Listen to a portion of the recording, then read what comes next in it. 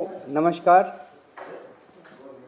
आम आदमी पार्टी दिल्ली नगर निगम चुनाव में एक ऐतिहासिक जीत की ओर बढ़ रही है।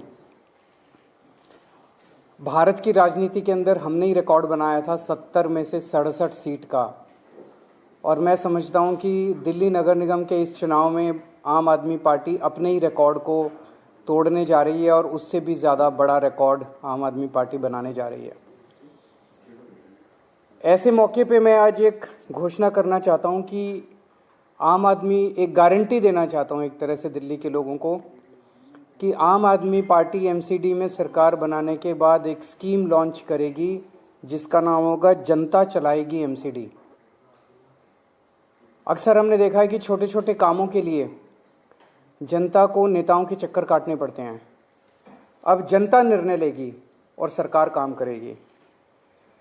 एक तरह से जितनी आरडब्ल्यूएज हैं, आरडब्ल्यूएज वो बॉडी होती है जो जनता के सबसे करीब होती है। आरडब्ल्यूएज को मिनी पार्षद का स्टेटस दिया जाएगा। अपने इलाके की, जैसे पार्षद एक वार्ड का बॉस होता है, वार्ड का नेता होता है, अपनी आरडब्ल्यूए के इलाके का, जो आरडब्ल्यूए का इलाका है उसका नेता आरडब्ल्यू को माना जाएगा। आरडब्ल्यू को मिनी पार्षद का स्टेटस दिया जाएगा। किसी भी वहाँ पे रहने वाले जनता को किसी को भी काम कराना है, उसको फिर किसी नेता के चक्कर नहीं काटने। वो अपने आरडब्ल्यू के दफ्तर जाए, बताए मेरी ये नाली ख़राब है, मेरा ये गली ख़राब है, मेरा ये ख़राब है, पानी बिजली जो भी समस्याएं हैं, और वो आरडब्ल्यू के पास ताकत होगी वो सारे काम करवाने की जो कि जनता आके सीधे उनको बोलेगी।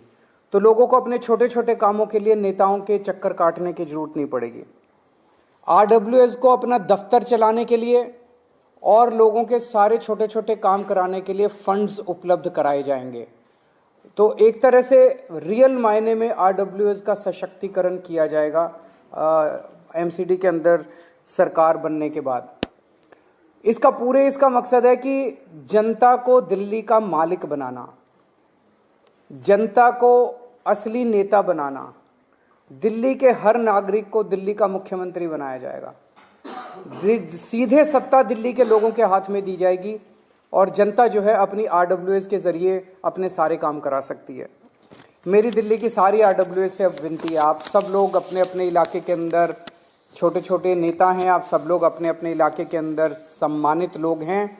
मैं सारी आरडब्ल्यूएस से निवेदन करता हूं कि 3-4 दिन रहेगा बस चुनाव के, आप सब लोग अपने अपने इलाके के अंदर, आप किसी भी पार्टी के हो, मेरे को पार्टीबाजी से कोई लेना देना नहीं है, आप आम आदमी पार्टी के हो, आप बीजेपी के हो, आप कांग्रेस के हो, अब आपको हम सशक्त करने जा रहे हैं, आरडब्ल्यूएस को हम सशक्त करने जा रहे हैं। रियल मायनों के अंदर हम आपको पॉलिटिकल पावर, फाइनेंशियल पावर देने जा रहे हैं। हर आरडब्ल्यूएस से, मेरी दिल्ली की हर आरडब्ल्यूएस से विनती है कि आप अपने अपने इलाके के अंदर डोर टू डोर जाइए, एक एक के घर जाइए और उनको कहिए कि आम आदमी पार्टी को वोट दें। अपने अपने व्हाट्सएप ग्रुप के अंदर, सबके आरडब्ल्यूएस के व्हाट्सएप ग्रुप होते हैं, व्हाट्सएप ग्रुप के अंदर आप सबको कहिए कि भाई आप जिस भी पार्टी को, कोई बात नहीं, इस बार सारे जने मिलके आम आदमी पार्टी को वोट दें। और आप ज़्यादा से ज़्यादा आम आदमी पार्टी को वोट दिलाने के लिए वो करें। सभी आरडब्ल्यूएस को मैं ये भी कहना चाहता हूँ कि आपके इलाके में मान लो दूसरी पार्टी का कोई पार्षद बन गया, फिर वो देख लो आपको काम नहीं करने देगा, किसी भी आरडब्ल्यू को काम नहीं करने देगा, और आपको हम जो सत्ता देना चाहेंगे उसके अंदर वो अड़चन अड़ाएगा। तो आप सब लोग मिलके इस बार इंश्योर कीजिए कि 250 की 250 सीटें जो हैं आम आदमी पार्टी की आनी चाहिए ताकि हम आपको सशक्त कर सकें। आपके कोई प्रश्न है तो आप। सर, पहला सवाल ये कि आप इनको ताकत देने की बात कह रहे हैं, तो इनकी जवाबदेही क्या होगी? पार्षद को तो आप चुनाव में हरा सकते हैं, इनका अगर ये काम नहीं करेंगे, किस तरह से आप इसका संवैधानिक पहलू, इसका सारा एक ट्रांसपेरेंट तरीका बनाया जाएगा। ऑनलाइन भी करेंगे इसको। जैसे मान लीजिए जनता आई उनके पास, एक तरह से उनको अपना ऑफिस चलाने के लिए भी अगर हम पैसे देंगे तो सिस्टम भी बनाएंगे ऑनलाइन। जितनी प्रॉब्लम्स आ रही हैं, जितनी ग्रीवांसेस आ रही हैं, लोगों की जितनी डिमांड्स आ रही हैं, वो ऑनलाइन पार्षद भी देख सकता है, एमएलए भी देख सकता है, सरकार भी देख सकती है कितनी समस्याएं सॉल्व हो रही हैं, कितनी समस्याएं सॉल्व नहीं हो रही हैं। तो वो उस तरह की अकाउंटेबिलिटी रहेगी। सर, क्योंकि आप सर्वे लगातार कराते हैं, आप कह रहे हैं कि रिकॉर्ड तो उठ रहा है, अब आज की डेट में आपका सर्वे क्या चल रहा है, और अगर इतना मजबूत सर्वे है तो कहाँ तक वो नंबर जाएगा इस अनाउंसमेंट के बाद? मैंने जैसे पहले भी कहा था 230 क्रॉस करना चाहिए मेरे हिसाब से। 250 में से 230 क्रॉस करना चाहिए, बीजेपी की 20 से कम आनी चाहिए, ऐसा मेरा मानना है। इस अनाउंसमेंट क्या होगी? मेरा तो मैं ये चुनाव जो है मैं चाहता हूं कि दिल्ली का हर व्यक्ति केवल चुनाव में वोट डालने ना जाए, चुनाव में एक्टिवली पार्टिसिपेट करे, प्रचार करे, अच्छी पार्टी का प्रचार करे, ईमानदार पार्टी का प्रचार करे, घर घर जाके प्रचार करे। सब लोग प्रचार करो, सब लोग अपने अपने व्हाट्सएप ग्रुप में डालो, अपनी अपनी डीपी बदल लो, डीपी में झाड़ू का चुनाव चिन्ह लगा लो, सारे लोग इसको आंदोलन बना दो इस चुनाव को। कश्मीर फाइल्स पे सरकार को काफी कुछ सुनना पड़ा है, हुआ भी नहीं, कुछ हुआ, उस पर क्या कहेंगे? क्या हुआ है? कश्मीर फाइल्स बोला गया कि इस तरह की फिल्म कैसे पहुंची है?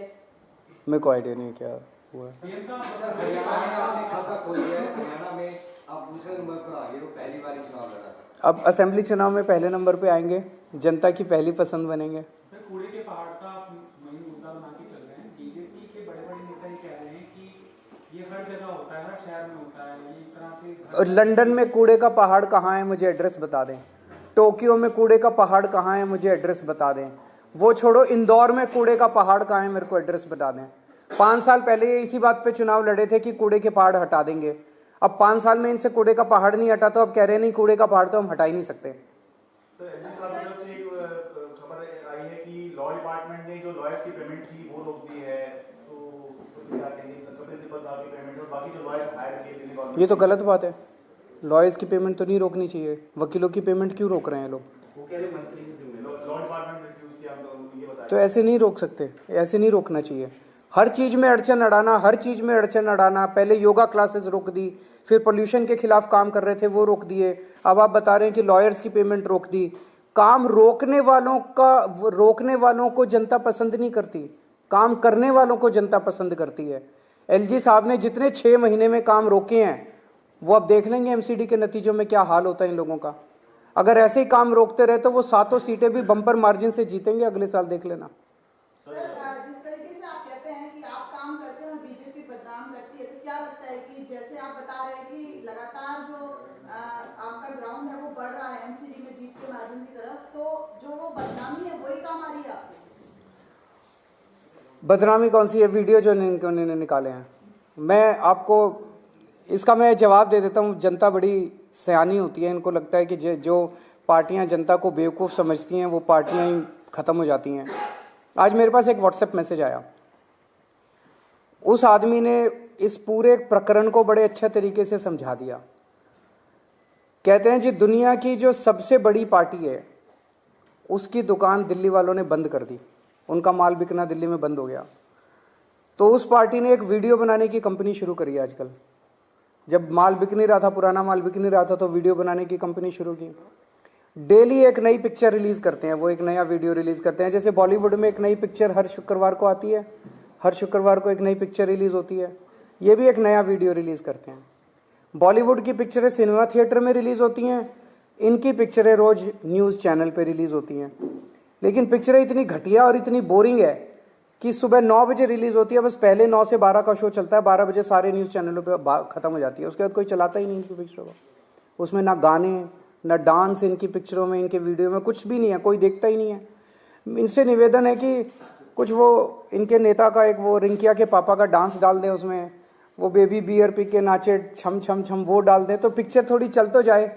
और पिछले 4-5 दिन से तो पिक्चरें आ ही नहीं रही, पता नहीं क्या हो गया, इनके वीडियो ही कोई नहीं आए 4-5 दिन से, तो फेल हो चुके हैं, इनकी वीडियो की कंपनी भी फेल हो चुकी है। इस तरह के जो वीडियोज हैं वो पॉलिटिक्स में कोहराम मचाते रहे, लेकिन पहली बार मैंने बताया कि वीडियो इतने बोरिंग हैं, वीडियो में कोई कंटेंट नहीं है।